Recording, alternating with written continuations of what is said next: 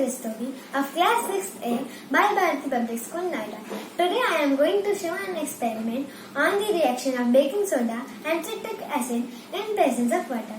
The things required are citric acid, baking soda, big measuring cup, small measuring cup, and pour 20 ml of water in it. Now let's start the experiment. Take 1 spoon of baking soda in the big measuring cup.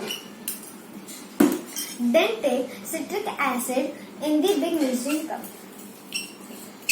Then mix the baking soda and citric acid. Then pour 20 ml of water in it. Now you can show that bubbles are coming out.